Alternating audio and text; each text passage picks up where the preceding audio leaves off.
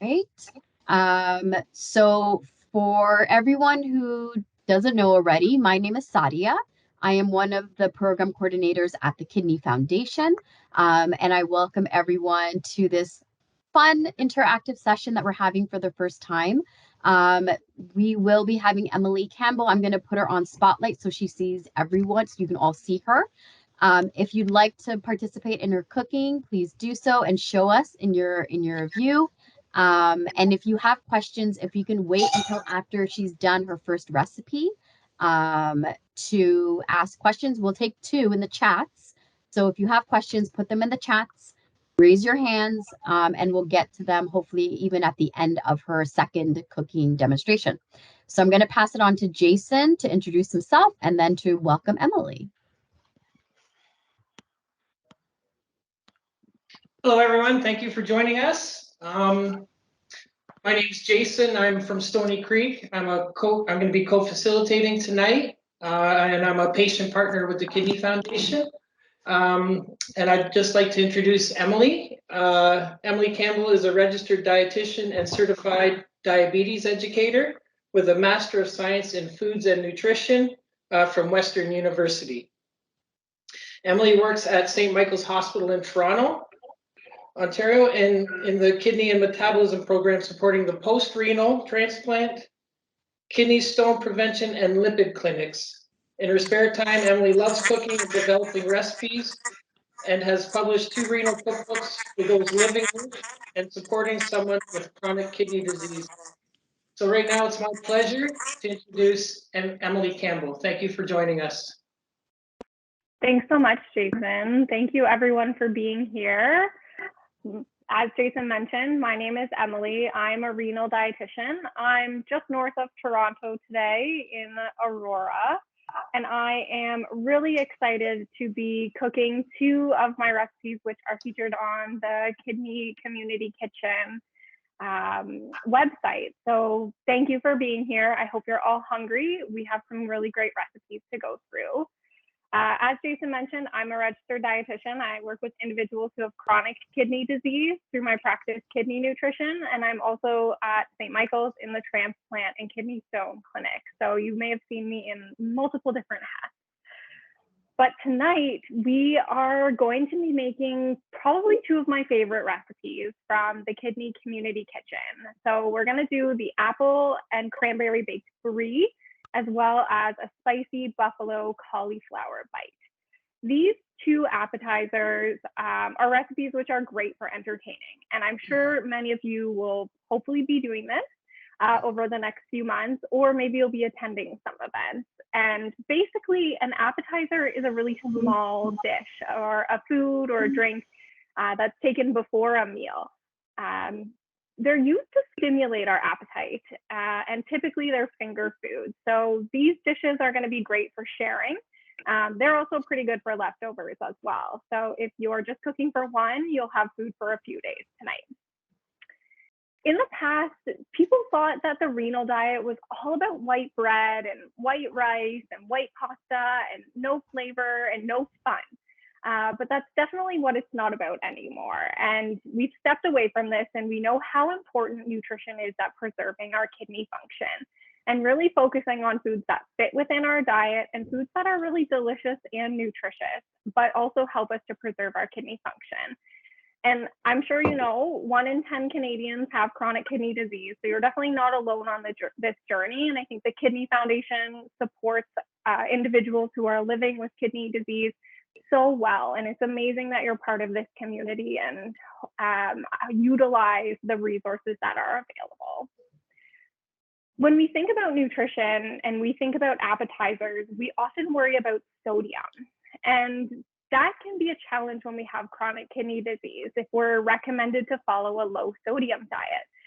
And this is going to be different for everyone. And so throughout the presentation and the cooking demonstration, I'm going to talk a little bit about nutrition and give you some tips and tricks, but know that everyone's kidney diet looks different. And it's important that you speak with your dietitian or your healthcare provider to get personalized recommendations. So let's get started. The first recipe we're going to make is our spicy cauliflower buffalo bites. Who here has had a buffalo bite before? Yeah, a couple of hands, awesome. When you think about those, you know, I often think of this like messy, sticky, like spicy combination of foods. And so that is where we're going for with these, but on a vegetarian spin. They're made with just a few ingredients, but are packed with flavor. They don't taste like chicken wings, but they can be just as spicy and just as delicious. It's a super easy recipe to make. So we're gonna go through a few things. Hopefully, if you're cooking along, you have your recipe. If not, definitely available on the Kidney Foundation website. So in this recipe, we are going to start with cauliflower. So cauliflower is a great versatile vegetable. It's all the rage these days, and there's nothing new like a trend to get you excited about cooking. You know, maybe you have cauliflower rice, cauliflower pizza, buffalo cauliflowers is what we're going for tonight. And there's a reason why cauliflower has gained a lot of popularity. So it's packed with vitamin C, it's packed with folate, and has quite a lot of fiber in it. In fact, half a cup of raw cauliflower has 1 gram of fiber in it. So great addition to our diet to help keep us full. And it's also low in potassium. So for those of us who might be on a low potassium diet, half a cup of cauliflower has 169 milligrams of potassium. So it's a really great thing to be including in our diet. I like cauliflower raw, steamed, mashed, in soups. It's a really versatile vegetable. I often will mash it as an alternative to mashed potatoes as well. So if you are looking for a different option, that is also really great.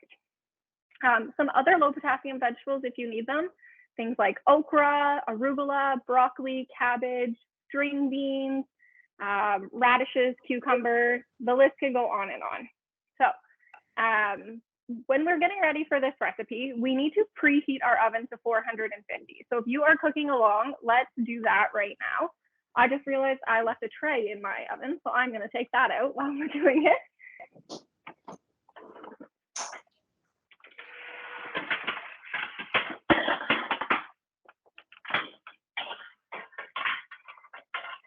All right.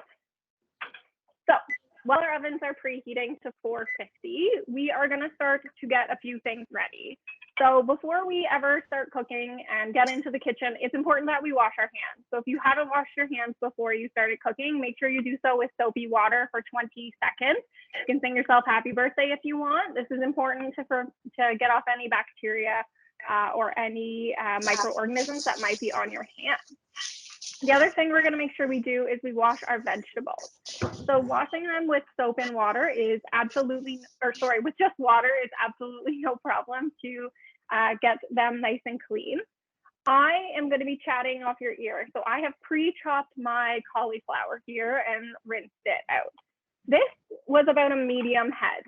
So cauliflower, I feel like over the last few months is getting smaller because it's not really in season. But, you know, use your judgment. This recipe gives you about 12 servings. So when I was cutting mine up, I tried to get about 48 pieces, which would give everyone 4 bites. So if you're here and you're cooking live, get your knives out. We're going to start to chop our cauliflower up. So find the easiest way for chopping cauliflower is to just cut it right in half and use the stem to help us to pull off the little pieces. So we should get them into about bite-sized florets. So about this size. Awesome. Yep. I see Jason has his in his strainer. Looks like you washed them in there, or your colander. Awesome. Perfect. Great. Awesome.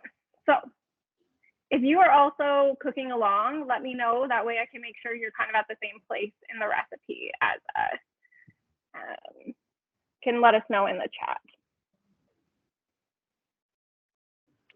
Perfect. So once we get our cauliflower ready, chop up a bit here. So I like to just cut it down the middle. Kind of looks like a brain. You have this lovely stem. I often will cut it down again in half. And then use the ends of here to take off all of the pieces of the floret. Make sure you take off the bottom green part, and you can compost this piece. So when you get your floret, it's going to be a little bit big. And then you will want to cut it in either 2 or 4, depending on how big of a piece you get. So we end up with about bite-sized pieces. So probably about 4 per person is going to be our serving size tonight. And then once our cauliflower is cut up, what we are going to do is make our dredge for it. So this is how we get it nice and crispy. Jason, how's your oven coming to temp?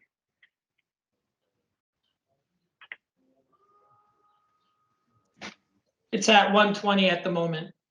Okay. It will take long to heat up though. Awesome. So in the meantime, let's get our bowl ready. So in a large bowl, I find is the best way of making our dredge. We are going to use all-purpose flour in this recipe. So this can easily be customized to a gluten-free option. You could use whole wheat if you wanted to.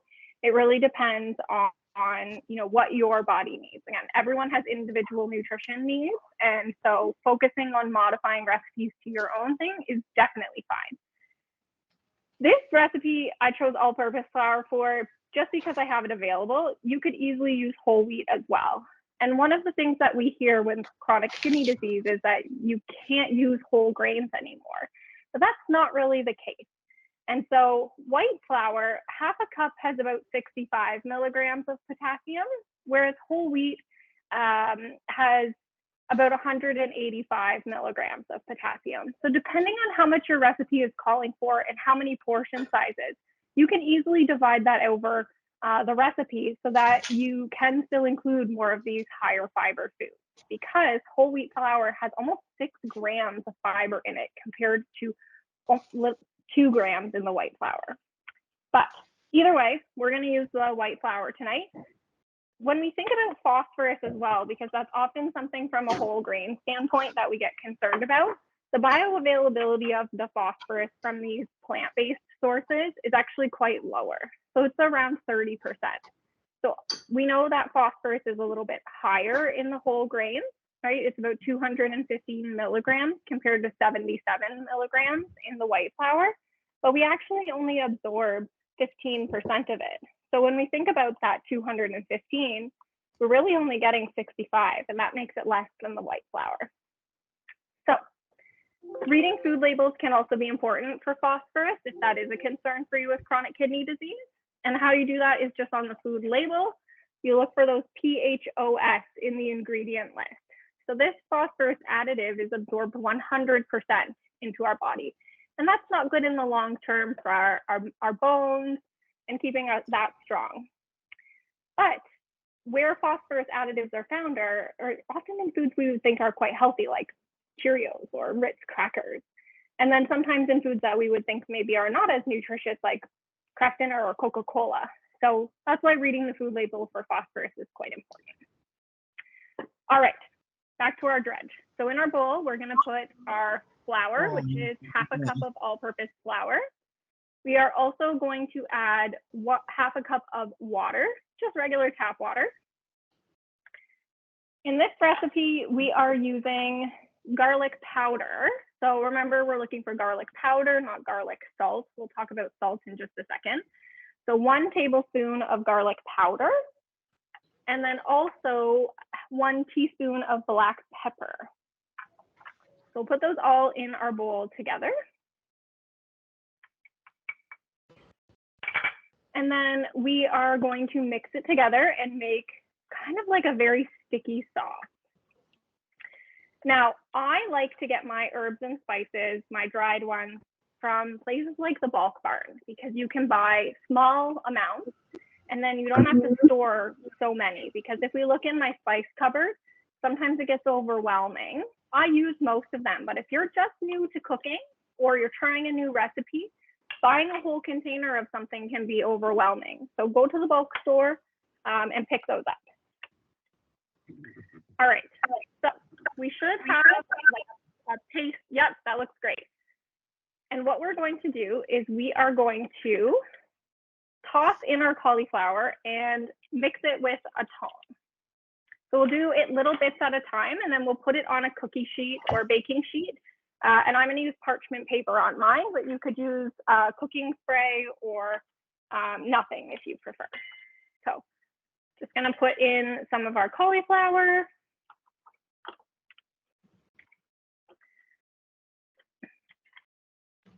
And then we'll dredge it along here. And just make sure that it's well coated. I'm going to make sure I don't drop this on my computer screen.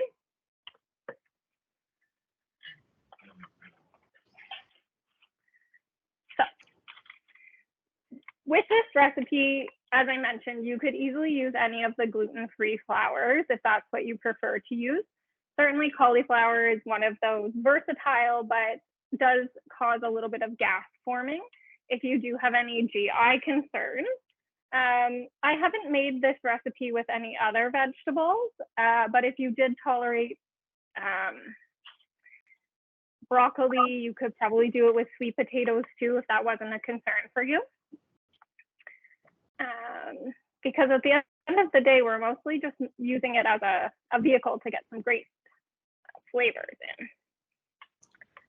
So, hello.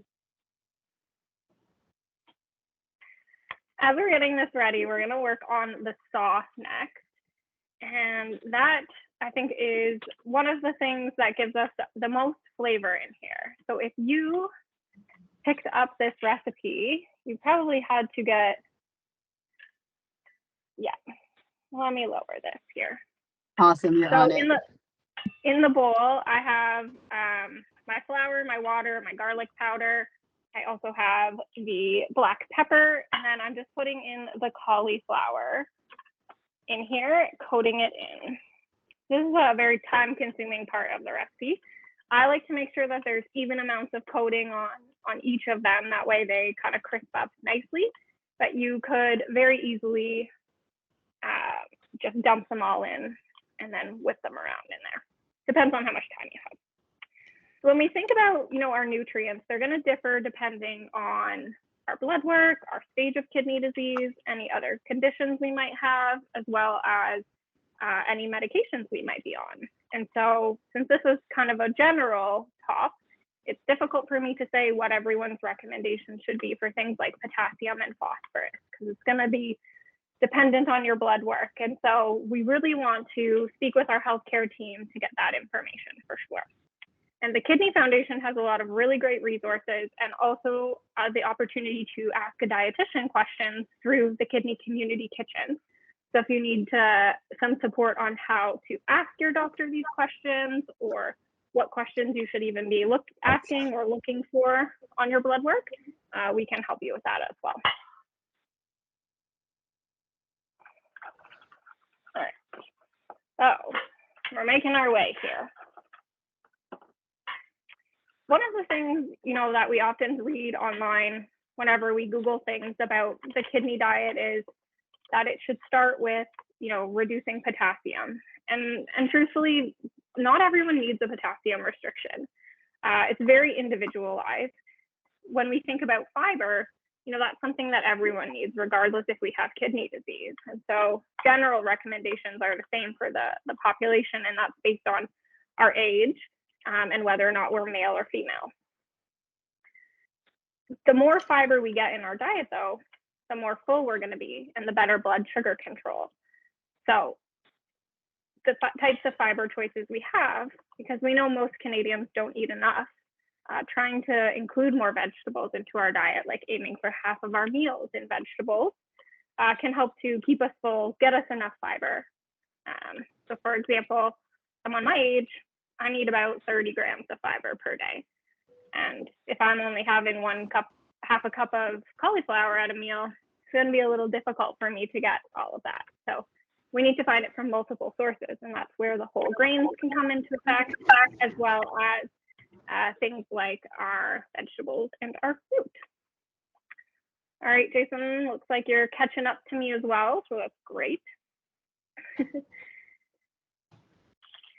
So when I cut my cauliflower, I tried to get about 48 pieces, and that should be about 12 servings.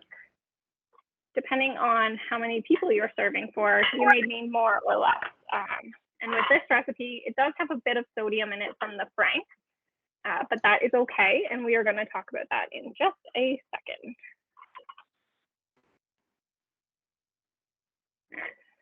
Hopefully everyone's okay still looking at my bowl here.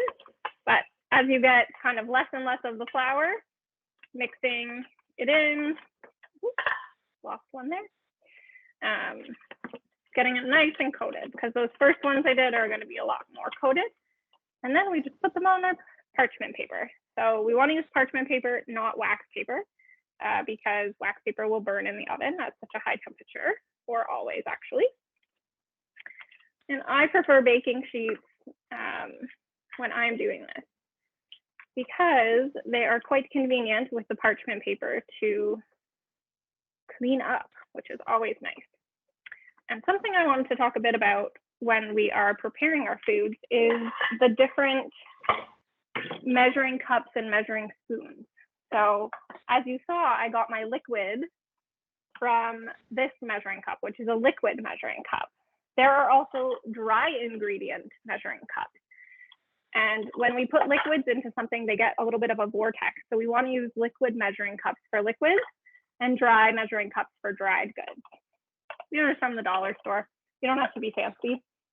And then we have measuring spoons as well. All right, so I'm ready. So I'm going to put mine in the oven here. It's going to be at 450, and we're going to do it for about 20 minutes while we make our sauce. Jason, when you're ready, you can put yours in too.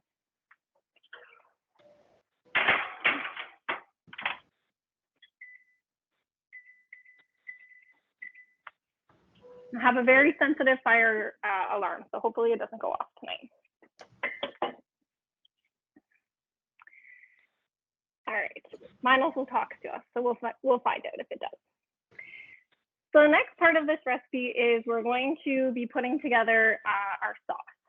And from the recipe, we are going to be using Frank's buffalo sauce. So this buffalo sauce, and I will tell you a little bit of a story, because when I went to the grocery store, I read the food labels. And I'm not sure if you also read the food label on this, and maybe you felt the same way as me and thought, oh my gosh, there's 1,400 milligrams of sodium in a quarter of a cup. And I then remembered that this recipe actually gives you 12 servings. And so that is how we can use the nutrition facts table to give us information about when we are cooking products, because the sodium amount, if it's a serving of what we're actually having, we want to focus on, about 10% or less. And that can be really helpful. If we're making a larger meal, that sodium, it might be a little bit higher, but it's getting divided by multiple people. So when we did the nutrient analysis on this recipe, it ends up being about 366 milligrams of sodium per serving. And that's about those 4 pieces. So we can use the nutrition facts table to give us information about the foods we're buying, but then remember, we also sometimes have to do some math with it. So this seasoning, I think flavoring is really important in our life. And that's where we get, a lot of enjoyment. That's how we get the diversity in our diet. And so when we think about sodium, most of us eat too much salt. The average Canadian eats about 3,500 milligrams of sodium, just based on the most recent World Health Organization recommendation or report. However, when we have kidney disease, we are often recommended to follow a lower sodium diet. And that's going to range anywhere from 1,500 to 2,300 milligrams, depending on your blood work and your other health conditions. So reading the food label is a great way of seeing how much sodium is in different products. But we can also, use herbs and spices to flavor our foods. If you find you already have quite a high sodium diet, or, you use a lot of salts in your diet, or maybe use some packaged foods, it takes about 14 days for our taste buds to adjust to the salt in our diet. So when we are following a lower sodium diet, making changes and kind of sticking to it is important for kind of the long run. When we're making this sauce, we are going to be using Frank's. So half a cup is what we're going to be using, but remember, we're going to be dividing it between 12 people. It's not a problem. The other thing is we are just putting a lot in this bowl so we can cover those cauliflower bites. I expect that there will still be some left in this bowl at the end. So, but we analyzed the recipe with all half a cup in it. So I'm gonna pour this into my bowl, and that is going to be ready for when our chicken wings or our cauliflower bites are done the 20-minute mark. And then we also are gonna make a lemon dill dip. So for this recipe, we need a 1/4 cup of sour cream. So if you are lactose intolerant or dairy free, you could use any of the non-dairy beverages or non-dairy options. So lactose free sour cream, you could use a coconut yogurt. Any of those options would also be appropriate here. So for the sour cream, I am actually using a 5% fat. So dairy products, they come in a variety of uses for their milk fat. And, you know, if we think about milk, it's often 0, 1, or 2%, and cheese and other products can go up all the way to like 40. So when we buy sour cream, you know, using a lower fat version can be helpful if we have high cholesterol or we're looking to make some cardiovascular health benefits. Or you could also use Greek yogurt. So Greek yogurt comes in lower fat options as well. So for this recipe, I'm using a 5%. You can use whatever else you have at home as well. And in our dipping sauce, we are going to put in some of my favorite herbs. So we are using dried dill. Dill is a great herb for adding a lot of freshness to your food. So again, dried dill can easily be purchased at the grocery store or at any of the bulk food sources. For this recipe, we are using 1 tablespoon of dried dill. I prefer to put my dried ingredients on top of the liquid and then mix it in. Other people put the dry on top of the liquid ingredients. And sometimes I find that we get clumps or stuff around the edges. So I'm gonna turn my computer screen down here so we can see what's going on. We also need a tablespoon of garlic powder, again, and then also some lemon juice. So about 2 tablespoons of lemon juice. You can use a real lemon, juice it and measure it, or you can also use real lemon, this product as well. Either one of those are fine. So in our bowl here, we want to put our garlic powder and our dill. And then our lemon juice as well.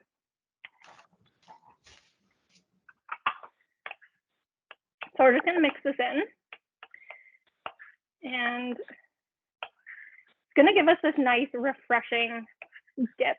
And remember, this is also in the nutrition information for what it contains.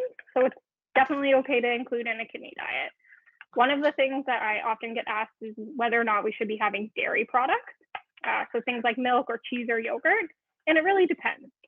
So they can be sources of protein in our diet, but then again, you know, everyone's different, right? They're also a really big source of calcium, and we want to keep our bones strong when we have kidney disease. So it's a personal choice. If you choose not to have dairy products for health reasons or for kidney reasons, then just make sure you're getting fortified non-dairy beverages. So if you're using almond milk or soy milk or any of those, make sure that they are fortified.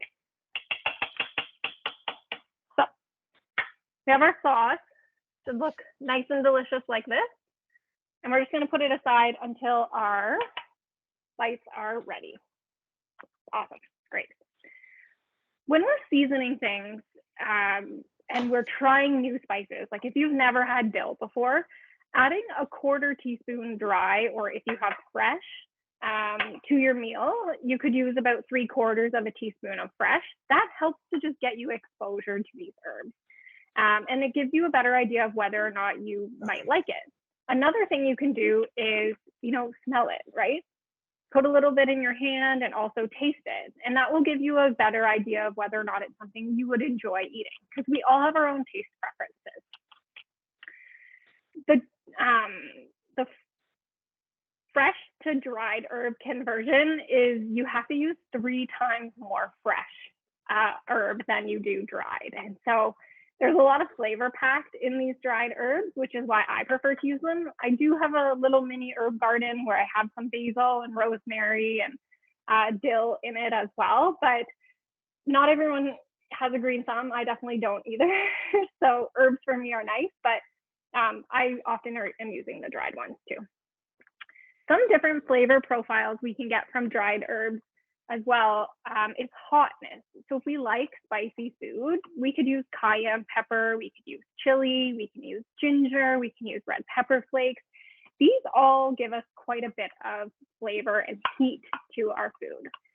If you like sour things, you could use lemon or lime or different vinegars like red wine vinegar or balsamic vinegar. If you like sweet things, you could use cranberry sauce, which we're going to use in the next recipe. You could use fruit juices or honey, which we're also going to use in the next recipe. Other things like cilantro, rosemary, basil. If you like any of those aromatic vegetables like leeks or onion, fresh garlic, those all give a lot of packed of flavor to our meals with a little bit, with no salt, right? So a lot of flavor with no salt, especially if we're following that lower sodium diet. Perfect. So while we're making our way, I'm just going to see if there's any other questions in the chat here.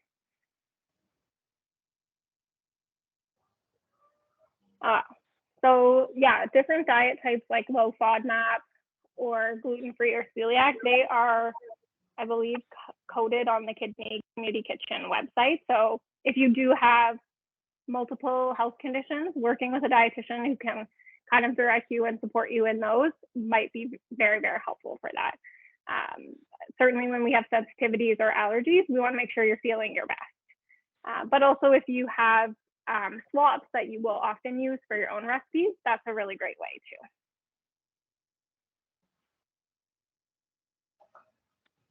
Awesome. Oh, mushrooms, that's a great vegetable, way better than my broccoli example. So yeah, I think you could make this recipe with mushrooms too.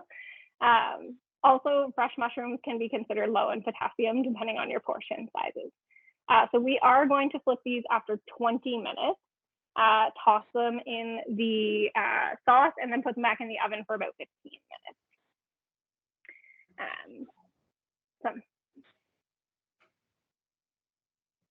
I think, Sadie, that might be a good time for a couple of questions if anyone has them. Folks, you guys can go ahead and take yourself off mute and ask a question or type it into the chats. Oh, another suggestion, zucchini. Yep, that would be good too.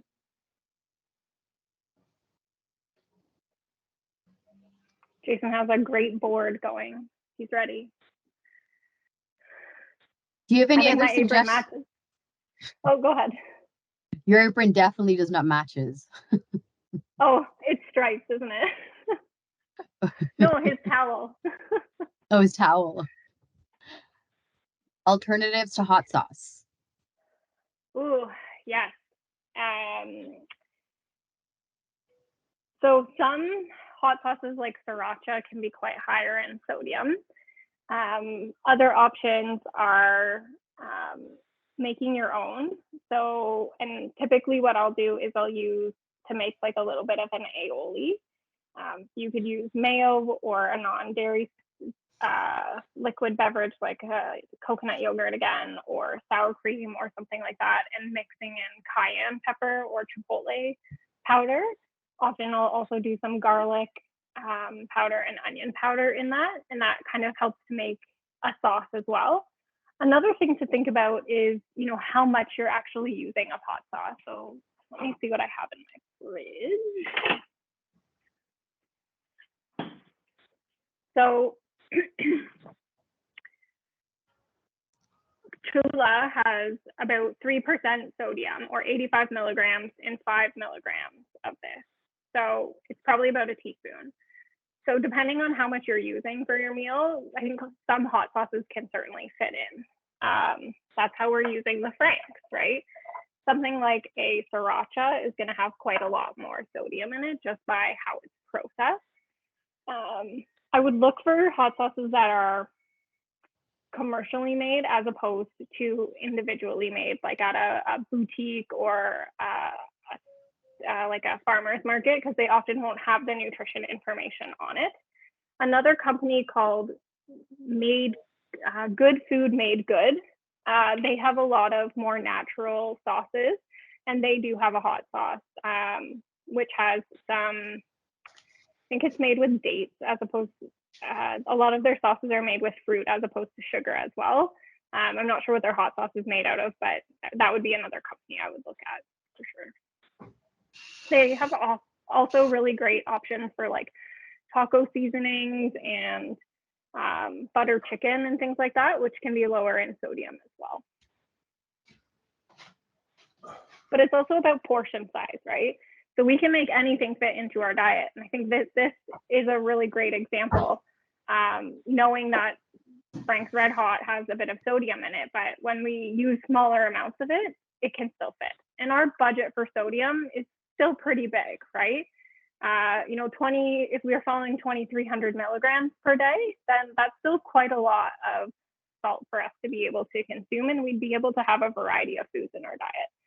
That's how we can still eat out if we have chronic kidney disease, right? That 2,300 milligrams gets divided between all of the foods that we eat. If we think we're going to have a higher sodium meal at one point of the day, then we can balance it out at another point of the day by having something a little bit fresher and lower in sodium. I like to kind of think of it as a bank account, right? We make our deductions on our sodium from our foods, and by the end of the day, we want to be as close to that target as possible. But one meal, one snack, never going to make or break us, right? It's when we have chronic kidney disease or we're making nutrition changes, it's really about progress, right? If we think about how much lower in salt our diet might be this week compared to what it was a year ago when we were diagnosed, or 2 weeks ago when we were diagnosed, that can help to put us into perspective as well. Tabasco, let me see if I have that. I actually think that one is not a labeled one. So these little guys, they're so small, they don't have the nutrition information on them. So these are trickier products because we don't actually know. We can go on their website and see if they might have the information on it. Just make sure you're looking at the Canadian website and not the US website, because they sometimes change their products. So for example, almond milk, there's about 150 more milligrams of calcium in the US-based almond milk compared to the Canadian. And I only found that out this week. So going to the Canadian websites are really important.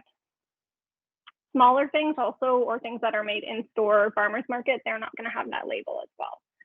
So the thought behind Tabasco is that you're only using such a small amount that it's not going to make a dent into your overall diet. But that's food labeling 101. Awesome. So when I think about, preparing foods for myself or going to events, or when I think about appetizers, I think that these are sharing plates, right? And one of the nice things when we have foods that we enjoy eating and we want to share with others is we expose them to more nutritious foods, right? You could easily go to the store and buy a box of frozen cauliflower bites and put them in the oven, and they're going to have a lot more sodium than this in it. But when we have kidney disease and we're making foods at home and we're sharing them with our friends and family, we're not just doing good for our health, we're also doing good for their health as well. And so it brings more people into our journey together and shares good food. And nothing brings anyone closer together than food, which is perfect. I think that's one of the things I love being a dietitian, is talking about food and eating food all day. So I'm going to pop my bites out of the oven.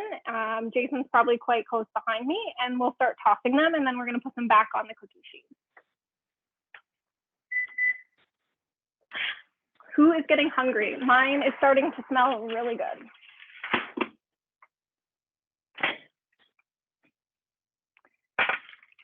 All right.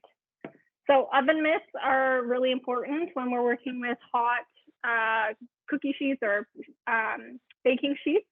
See, Jason has a little bit of a different one. His are more fabric. Mine are a bit of silicone based. I have a history of burning my arms, if you ask anyone in my family, so mine are a bit longer than his. But really anything will do. The ones Jason's wearing, I also burn quite often, so the silicone ones can be helpful. So if you're in the market for new oven mitts, I highly recommend the silicone one. So what we're gonna do now is we have our buffalo wing sauce. Perfect, you have some. Safety first. I also am supposed to be wearing 2 oven mitts, so hopefully no one that knows about my oven history is watching. So we have our buffalo sauce here, and we are going to put them in. You'll see if you're making this that they get a little bit of like a coating on here. So we're going to put them into our, I'm going to move them into a bucket, and then I'm going to put them into my sauce. It'll be easier for me to get them back onto the sheet. When we're cooking, you know, it always smells so good halfway through. Sorry, this might be a little bit loud with the parchment paper, but I think that's one of the nice joys of cooking is that there's a lot of reward in making something that tastes good and looks good and it smells good. But cooking is not something that all of us do every day, and it doesn't have to be hours in the kitchen or multiple hours when we're preparing things like sandwiches. They don't take a lot of time. You could do a veggie one with hummus and some veggies on top of it, like cucumber or peppers and lettuce. That can still be a very balanced meal. I think sometimes when we think about cooking and making health changes when we have kidney disease, we often think that we have to start cooking these gourmet meals, and definitely that's not what it's all about. And I think that a lot of our recipes on the Kidney Community Kitchen website, you know, they're quick to come together. This one's making a lot of servings, so it's going to be quite a bit of awesome. Jason's way ahead of me, shaking his cauliflower. Oh, we're going to put these back in the oven after just to crisp up a bit, and then we will start on our second recipe, but we need to turn the oven down before we can cook our next recipe. And it's nice that we're able to spend time together and make a bunch of things together. All right, so I have all of my cauliflower off of the cookie sheet and just tossing it in, making sure that there's a little bit on every single cauliflower. And then I'm just going to put it back into my cookie sheet. So we had all 48 pieces on there before. Let's hope that I can get them all in there again. And then I have some extra ones here that I will just toss on there. I love the idea of using mushrooms with this. I think you could, it would really be tasty. Another thing also, zucchini. Now that I'm thinking about this, I think sweet potatoes would be really good too. You could do them into like a coin. Cauliflower is going to be on sale in the fall when it's all in season, which is nice. I really like cauliflower because it just takes on the flavor of whatever you're using it with as well. So oftentimes I'll roast it with some herbs like chili powder, garlic powder. Those are ones that I use really a lot of times.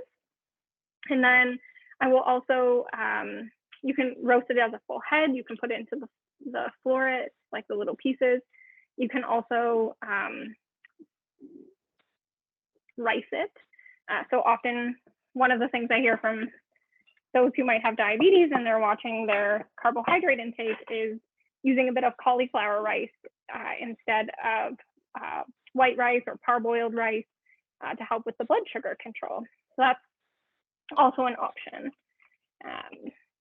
I put cauliflower in my smoothies, which some people think is a very different use for it. If you have frozen cauliflower, it actually takes the same texture as banana in a smoothie. So if you need a low potassium diet, you could easily use frozen cauliflower as a supplement in your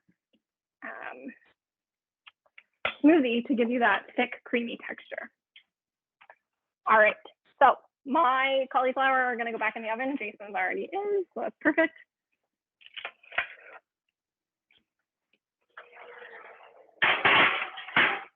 We're gonna give these 15 minutes.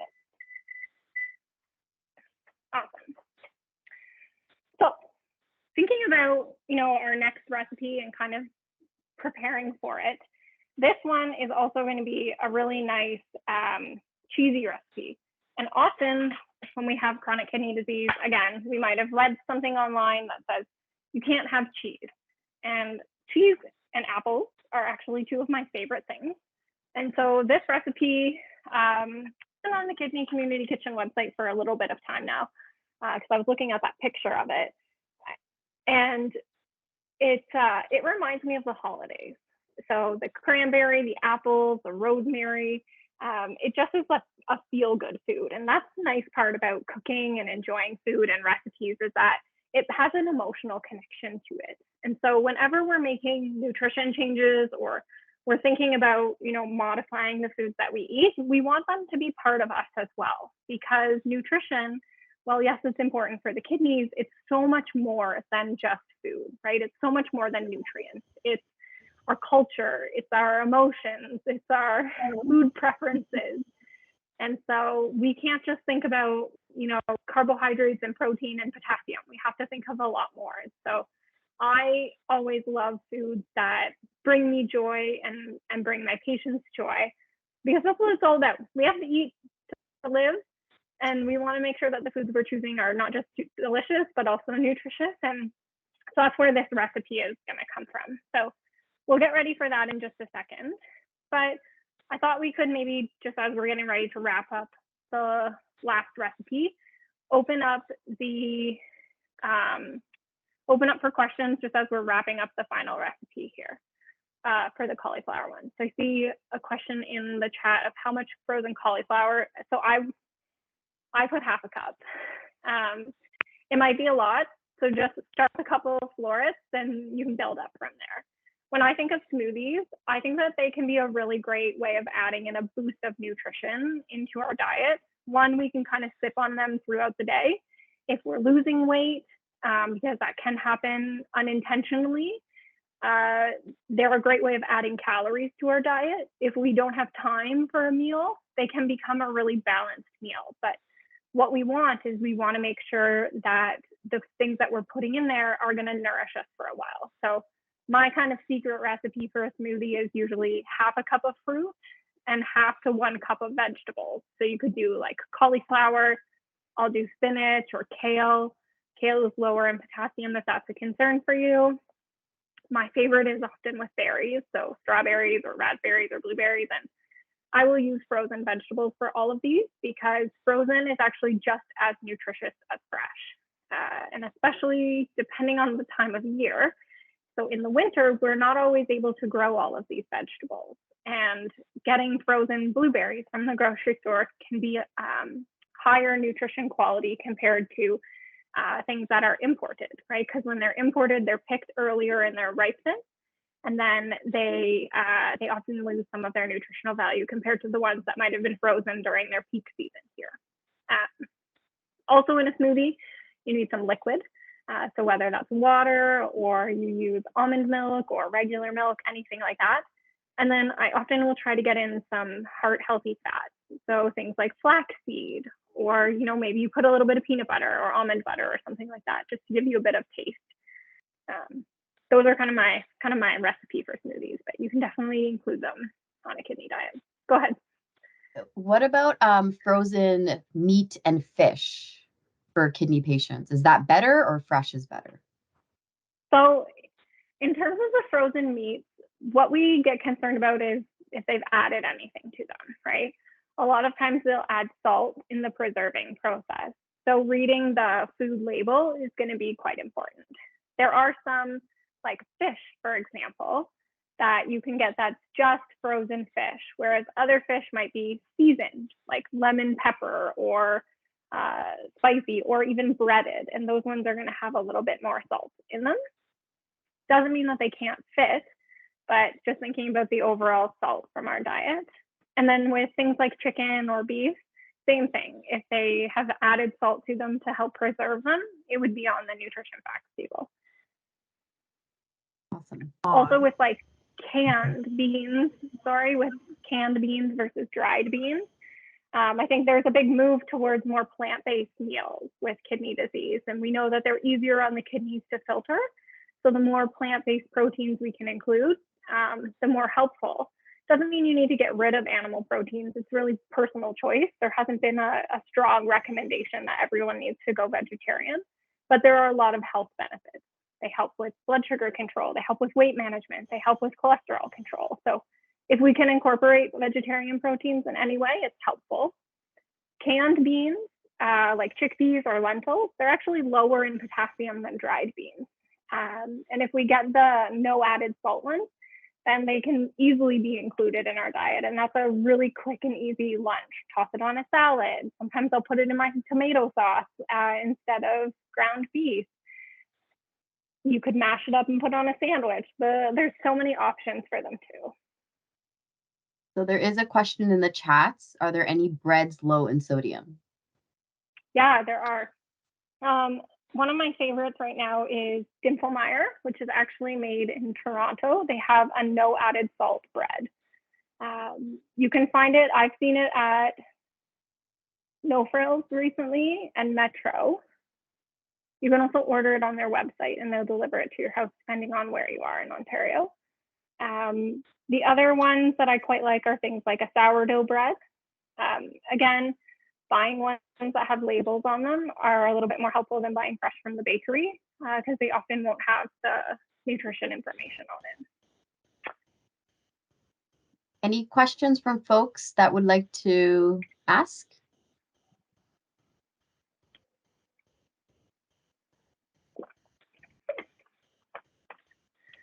All right, that is okay.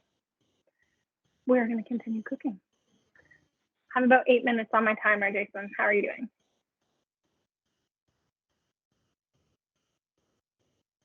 I have 11 minutes left. Okay, did you do 20? I did 20, yeah. Okay, that's okay. That's perfect. I think Judy was cooking with you too, if I'm mistaken. Oh, might need to switch around. Judy, how's yours going? She's still there. Okay. There's another question. Mm-hmm. Judy's not cooking. Oh, I saw an apron on her, so I thought. All right. How do you store the bites if the D is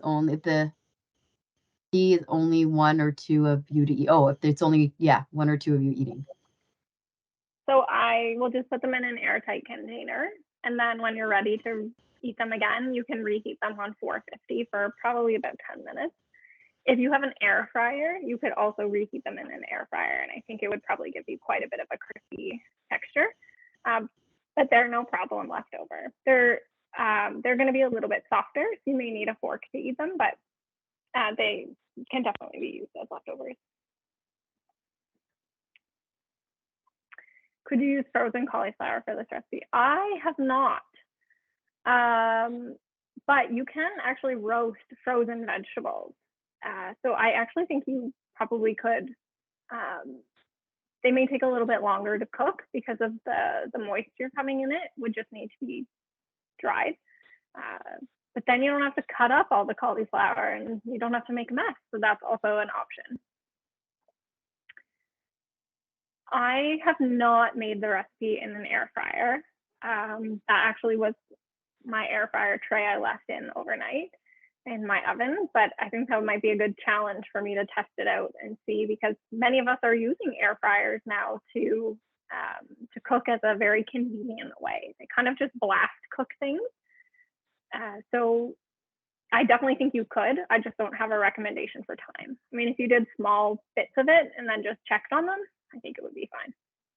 So I did do those in an air fryer. Oh, awesome. Yeah, and they actually, but it wasn't as honestly as great as yours with the sauce.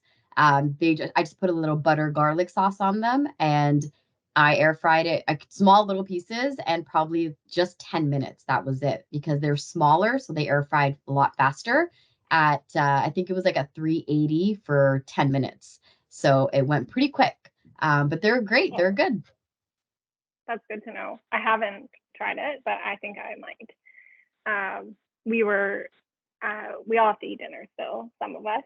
So I was like, oh, this is perfect. My vegetables ready for dinner. Okay, you can, awesome, that's a really great tip. So Victor, you can buy a large bag of cut cauliflower florets from Costco. I had no idea. That's great. I will have to explore Costco. I love going to grocery stores and finding new foods for patients to eat. So this is awesome. Just concerned about the beans and lentils that I mentioned. There is not a restriction for kidney patients. So the only time there would be a restriction for kidney patients is if you were told that you had a high potassium and you needed to limit it. That doesn't mean that beans and lentils are off limits though, because there's actually only one food that every patient with kidney disease needs to avoid. It's something called star fruit. And it actually looks like a star when we cut into it, and it has some neurotoxins in it that can build up in our brain and cause some neurotoxicity. So that is because the kidneys can't filter it. So that is the only food that everyone with kidney disease absolutely needs to avoid. Everything else can certainly be included. It's just how much and how often you're having. I like the canned beans and lentils because one, they're convenient. I don't know about you, but I don't have time to soak my beans overnight and then sit there and boil them. If you do, then you can use the dried ones. But I like convenience, and I think canned beans and chickpeas and lentils are really helpful for that. The other thing about them is you can portion size it, right? So if you don't use it all, you can freeze some of the canned beans as well. Just rinse them, get the no added salt ones. And because they're in the liquid when they're canned, it actually helps to release some of the potassium in there. So they are a low potassium food when they're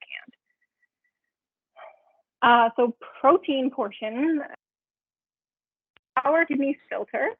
It's actually easier for them to filter the plant-based proteins, so beans or lentils or tofu or nuts and seeds, compared to animal proteins like beef or pork or chicken or fish. So there's the benefit in that in terms of how much protein. So it will depend on the bean or the vegetarian source. So generally about half a cup of chickpeas is about 7 grams of protein, which is the same as about 1 ounce of chicken. So if we think of the palm of our hand, that's about 3 ounces. That's going to be 21 grams of protein right there. Half a cup of chickpeas or lentils, that's this size. That's about 7 grams of protein there. So if I could have this or a piece of meat that is like this size, which one do you think is going to fill you up a bit more? Probably the half a cup of beans, just because there's also the fiber in there and it's more volume.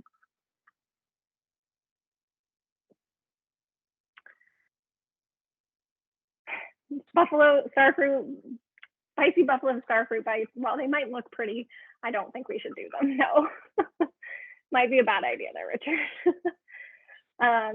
Okay, on a potassium and phosphorus, I've been advised to rinse a few times after cutting and before cooking to reduce the potassium. So Janet, it sounds like you might be talking about potatoes. And so there are some thought that we can leach potassium from potatoes or any root vegetable by cutting them into about 1-inch piece and then what's called double boiling them. And the Kidney Community Kitchen has a really nice blog post about potatoes and how we can prepare them to get more of the potassium out if that is the food you are talking about. For lentils and chickpeas, if that's what we're still talking about in terms of potassium and phosphorus, you don't need to rinse them. The pure soaking and then dumping of the water is what helps get the potassium and phosphorus out. And it's 12 hours if you do have high potassium that you need to soak them for. And you also have to cook them for longer. So it's 150 minutes if it's chickpeas and 60 minutes if it's lentils. That is also on the Kidney Community Kitchen. If you are incorporating plant-based proteins and want to know how to do it with a little bit less potassium, there's a great blog post there too. Awesome. All right, my timer is just about to go off, so I'm gonna get my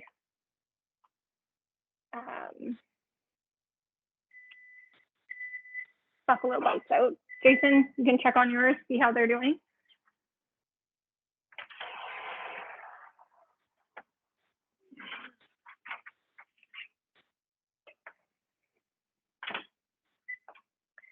All right, so mine look crispy enough for me. So as you can see, they've kind of firmed up. They're getting a little bit of a dark texture on them. So I'm gonna take mine out and I'm gonna let them cool for a little bit. I am also going to bring my oven down to 350 so we can get started on our next recipe. So I'm gonna let them cool on my plate here. We can watch, get my plate here. So you can either let them cool on the cookie sheet or we can move them onto our serving tray. So I just have a little bit of fresh dill here from my garden just to make it look nice. These actually crisp up a little bit as they cool. So that is why we, other than them being very hot, that is why we need to let them cool a bit.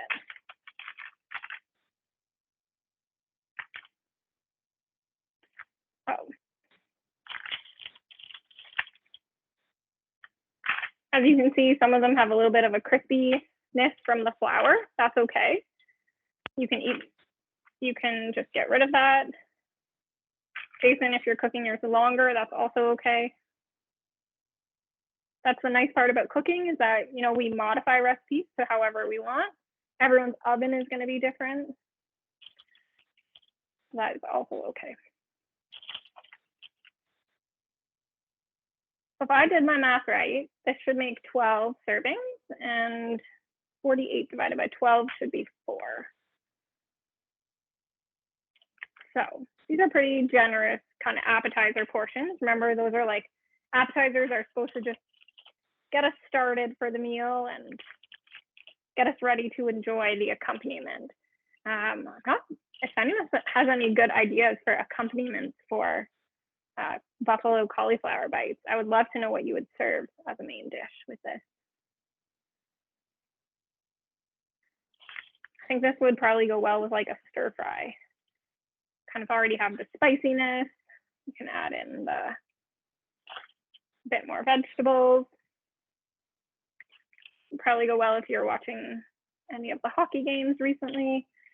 No, Toronto's not playing, so we're not watching in our household anymore. Just gonna move my hot pan out of the way. All right, so here we have the buffalo cauliflower bites. You can see they're still a little bit hot, so we're gonna let them cool off for a couple of minutes, and then we will enjoy them together. Oh, awesome, thank you for sharing those.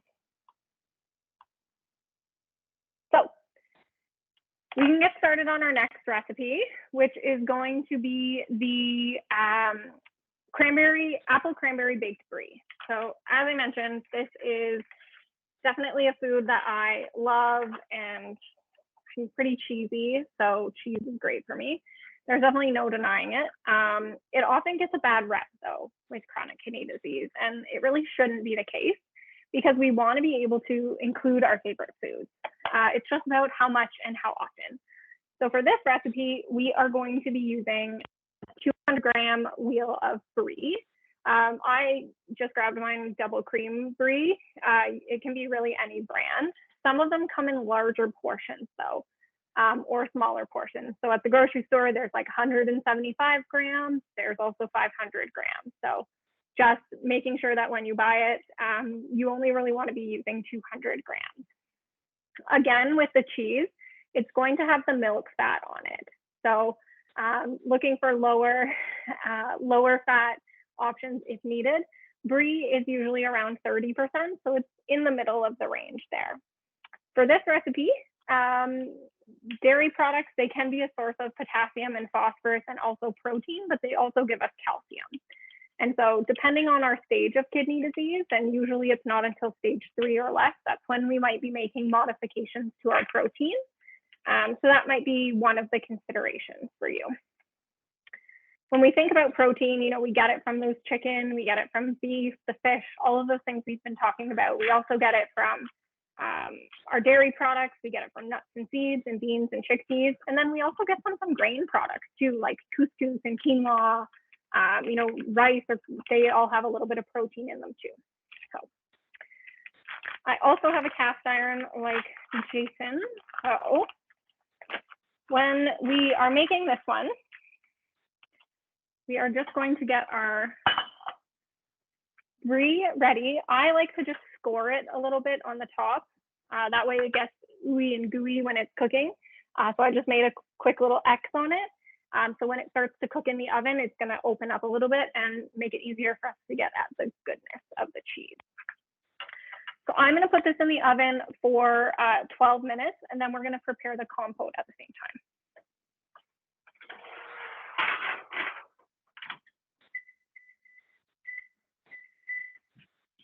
So for our compote, which is going to be using the cranberries, a small apple, some honey, and rosemary and lemon. So we are going to need a pot to bake, put this in over the oven. For this recipe, I'm actually just using whole cranberry sauce from the grocery store. If you have fresh cranberries, that would be awesome to use as well. Frozen cranberries, any one of those. Cranberry sauce is great. It's low in potassium. It obviously does have a bit of carbohydrates in it, just being a jelly. But depending on your diet needs, that may or may not be a concern for you. I think this is a very large container. So after I've done opening it and I've used what I need to use, I put some in a Ziploc bag and put it in the freezer. And it's good for a few months. So if you have chicken or you have a meal that cranberry sauce might be nice on, I often like it on a sandwich. You can easily pull it out of the freezer and you don't have to buy a new can. So that's also an option. So what we're going to do is have our ½ cup of cranberry sauce and also a small apple. So I've chopped my apple up into very small pieces. If you are cooking along, go ahead and start cutting yours up. Perfect. That looks great. I want to talk about apples. So I use my small apple in this. And as we know, apples can come in very different sizes. So we'll talk about that in a second, but a small apple is really what we're using for this one. So in our pot, we're going to put the apples. Great source of fiber, really low in potassium. We'll talk about portion sizes. We're going to do our cranberry sauce. And then we're also going to be putting some dried rosemary. You could use fresh if you have it. Remember, you need 3 times more if you're using fresh. And black pepper. So I've used black pepper in both of the recipes today. You can, again, get it at the grocery store. I just have a pepper grinder. So I've measured out my 2 teaspoons of rosemary and 1 teaspoon of black pepper. And then we are also going to be putting in some honey. So honey, doesn't matter where you get it from. I would look for pasteurized if possible. And then also lemon juice. So again, we can use our lemon juice. So our tablespoon of honey and 2 teaspoons of lemon juice are all going to go in our pot. Just kind of looks like a big mess right now. And then we are going to turn it on medium. And it's going to kind of reduce and get really liquidy and then come back together. So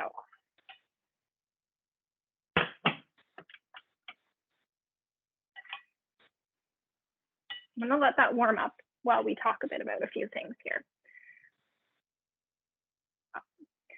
So we used brie cheese in this recipe, and brie is a lower phosphorus option. In 50 grams of brie, which is actually double the amount of the portion size for this recipe, there's 94 milligrams of phosphorus in it. So even on a low phosphorus diet, brie cheese, things like mozzarella, Swiss, goat, they can certainly be included. If you're immune compromised, like you're on any cancer treatment, or if you've had a kidney transplant and you're on any medications that reduce your immune system, those softer cheeses like brie and Havarti or Camembert or goat, they may not be appropriate for you. So speaking with your dietitian is really important in that aspect.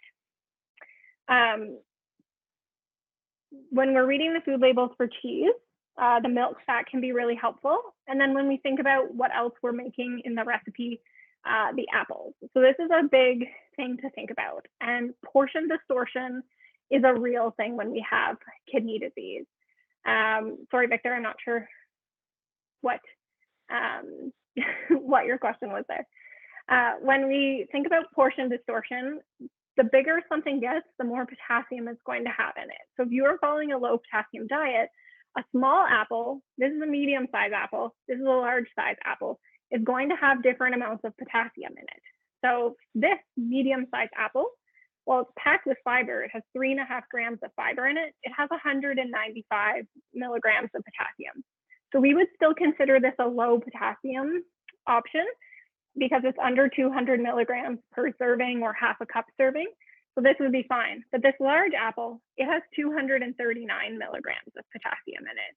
So thinking about, portion size, that's really important. The other nice thing about apples is that they're lower in glycemic index. So they don't cause our blood sugars to rise as quickly as some other fruits. So things like bananas or watermelon, they're higher in glycemic index, which means our blood sugars are going to rise more quickly. Things like apples or berries or oranges or pears, they're lower in glycemic index. So if you do have any blood sugar concerns, those might be easier for you to tolerate. In terms of the cheeses, so there's more moisture content in the soft cheeses. They tend to be more than 39% moisture. So this one, for example, was 50% moisture. And when there's more moisture in them and we're immune compromised, there's more risk of bacteria still being on it.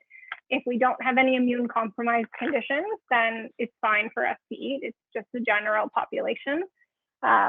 But if we are immune compromised, those soft cheeses are not good. So just gonna stir my cranberry sauce here. One of the other things with, if we do have diabetes and we're concerned about blood sugar, is the honey in this recipe. So it doesn't matter, if it's honey or maple syrup or table sugar, our body still reacts the same way to it. That's often a question that I get of whether or not, is maple syrup better than honey in terms of our overall diet. Certainly they're both more natural sources, but knowing that diabetes is one of the leading causes of kidney disease, many of my clients and patients, they might be looking to limit their blood sugar or monitor their blood sugars as well. So you can use artificial sweeteners if you choose to, like Sweet and Low or Equal or Splenda. Some of the artificial sweeteners, like the sugar alcohols, like xylitol or sorbitol, mannitol, they are safe as well with kidney disease, but they can cause some tummy upset if we're not used to using them. If you want more natural things like monk or coconut sugar, they're also safe. But if you choose to just use honey or maple syrup, that's okay too, right? Just small portions. This recipe uses 1 tablespoon and we're gonna get 8 servings out of it. So moderation, right? Moderation is key for this one. Just gonna stir this again. I must say, this smells delicious. It smells great in here. I'm so glad. I saw so someone hungry. else in the comments said they were eating, so that's great. There was someone else cooking along with us, so that's awesome. Sorry, I didn't know you were cooking too, Debbie, but I'm glad you're enjoying it. So as we have a few more minutes while our compote cooks, and so basically our apples are just going to get really soft right now, and our brie is kind of warming up in the oven, and then we're going to be able to enjoy them all together. I wish I could smell it on the phone. I wish I could smell it on the phone. It does smell pretty good here. We do want to try to let the brie wait for a few minutes just to cool down so we don't burn our mouths. But good question, Evelyn. Are there cashew cheeses? I haven't made it with these, but I think VioLife probably has a good product that you could use. they would be, if you're looking for like a lactose-free option, that would probably be the best one, or a dairy-free option. I would try their cheese, but I've never melted them, so I don't want to say it would work and then it doesn't work. All right, so turn this down. The recipe says to constantly be stirring it, but I'm going to talk instead, so hopefully it doesn't burn. We are going to serve this with crackers. So I suggested a low sodium cracker when you are doing that. And I chose a Triscuit cracker tonight just because I like the fiber amount in it, kind of the crunchiness with it as well. And Triscuit does make a low sodium option. Triscuits are nice because they are also a whole grain. So again, they're going to have the fiber in it, so it kind of keeps you full even if you're just having a small amount. When we're buying crackers, we can use the nutrition facts table to help us find foods that can certainly fit into our diet. What's awesome about Triscuits, so these low sodium ones, in 6 crackers, there's only 50 milligrams of salt. 6 crackers is a pretty good serving size. And again, looking in the ingredient list for any of that PHOS. But there's also other flavors, right? So Triscuits, for example, they're cracked pepper and olive oil option, which would probably go very well with this brie cheese. In 6 crackers, there's 140 milligrams of salt, which is 6%. So I told you earlier, try to find things that are less than 10%. So even these flavored ones, you know, they're considered a low sodium product, right? Anything close to 5%, we would call it pretty low. So that is another option, and there's no phosphorus additives in here. If you like to go on the rosemary train, because we also have rosemary in our dish, these rosemary crackers are also a really nice addition. So in 4 crackers, there's 100 milligrams or 4% sodium. So a couple variety of options you could serve this with, depending on which flavor profile you are going for. Other crackers that I like are like the Blue Diamond almond thins are good ones. Wheat thins, Rivita is great. Rice crackers. Often we think we can only have like premium plus unsalted crackers, but there's so many more. Melba toast is a really great snack as well. And a lot of these are whole grains. So all really nice things that we can incorporate into our diet, you know, with a bit of hummus, maybe put some cream cheese and some cucumber on them, or some veggies, or cream cheese with a little bit of fruit on top might be a really nice snack idea as well. Oh, my brie is just about done here, so this is perfect timing.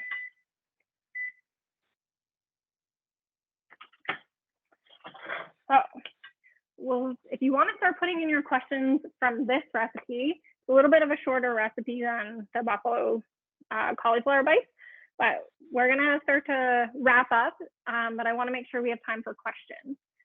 I think when we think about nutrition and we think about where we can go for next steps, it's really getting support, right? So speaking with your healthcare provider and your healthcare team to find ways that you can get support. So, you know, ask for a dietitian to come and help you. See if your doctor has one available. Nutrition plays a really important role in helping to preserve our kidney function, but also to prevent other complications.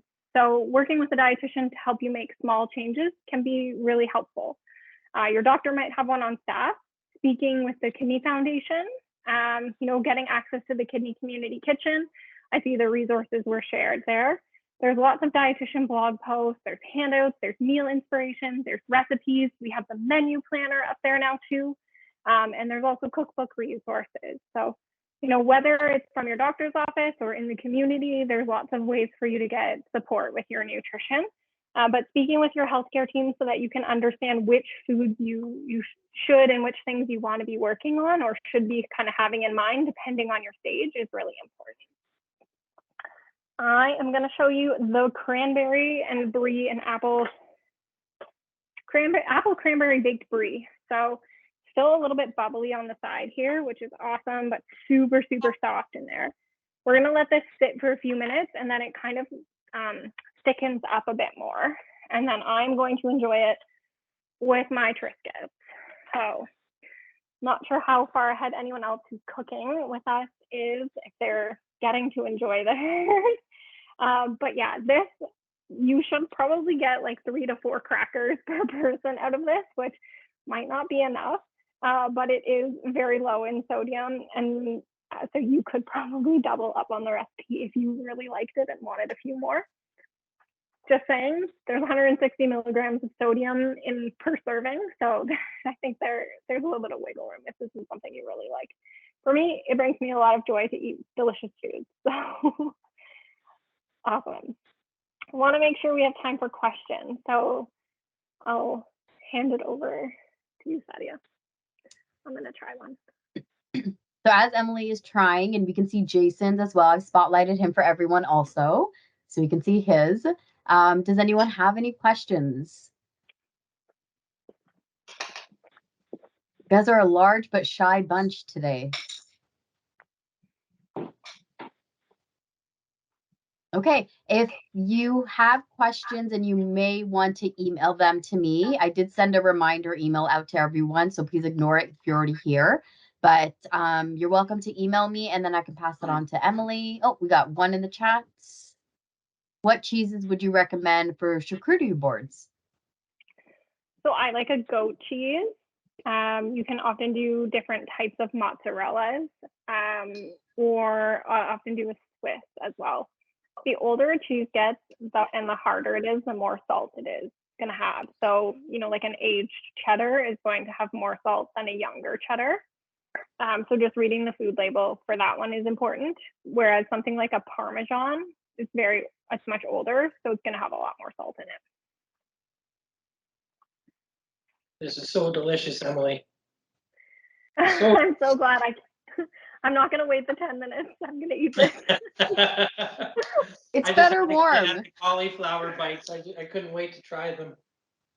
They're good. I love the dill dip.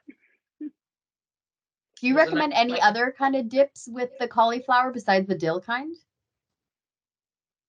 I think you could do a baba ganoush with it too, and it would be good. I really like baba ganoush. If you like the ranch, so you could do a homemade ranch. You could use sour cream. You could use dill. You could use garlic, onion powder, and or chives instead of dill. And that would give you like a kind of a spin on a ranch dressing. We have aioli, tzatziki, some suggestions. And then one question is, what if you're lactose free?